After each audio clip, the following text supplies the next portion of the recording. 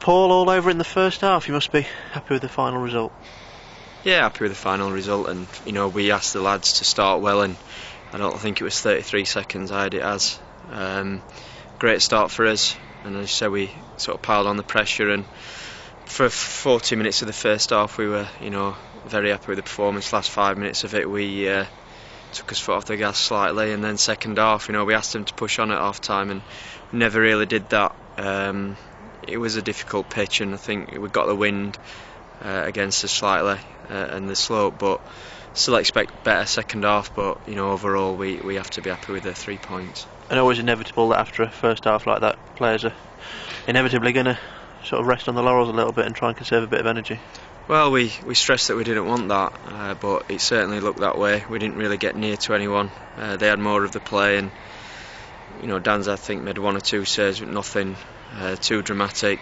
But that said, we were far much too player in and around our box second half than we were happy with, and the times that we did get in towards their area, that bit of quality that we'd asked for wasn't quite there. The cushion was there for you though after the break to bring 2 or 3 off and give them a rest before Saturday. Yeah, I mean, it was a job done. That was obvious, and I've played in them games, and it's not always easy to, as a group, to keep going at full pelt. And as you say, maybe that sort of game won't be too bad after a difficult game on Saturday, when there a lot of hard work to get behind the ball while Droylsden were keeping the possession. And we've got a big game coming up now on Saturday against a team that turned us over on his own pitch. And you had everything to lose tonight, really. You were the hot favourites coming in, but the first half performance, the goals you scored, must have really brought a smile to your face. Yeah, it was one of those games where you don't feel you win and everyone expects it, and so it should be. But we've done that. As I say, we're relatively happy. And certainly, as you said there at the end, if they'd offered us 4-0 before the game, we'd have took it. So, not going to be too disappointed. And your goal spread around, and Sean Pearson's trying to claim the third. I'm not sure if he can have it or not. That's an own goal. His drought continues, as far as I'm concerned. You want people to claim goals, but it's not even been close. So pleased that Greeny, got a goal after his performance on Saturday. Followed it in well. And like I say, overall, we at times we looked like we were going to score every time we went forward first half. Miles finished well for his goal as well, so pleased for him. And that reminded me of Stocksbridge last year, a really quick start and a head within less than a minute. Yeah, it was. Thankfully not the same result as Stocksbridge. No, we felt after the result that Stafford had and that where they are in the league, that if we started brightly we could get on top of them, and that was the case. And as I said, at half time the game was over. Pleased that we kept a clean sheet. That's what we asked for. Just would have liked a bit more drive going forward in the second half. And Gloucester Saturday, another big home game.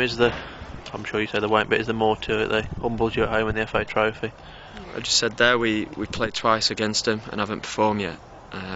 Beat them at their place, and then at home, as you say, they managed to beat us, knock us out of the trophy. So I wouldn't say revenge, but I think I can remember how they celebrated after the game, and we're keen that that's not repeated. And anybody back for Saturday? Obviously Danny's last game of his ban. Kieran and Canna still out tonight.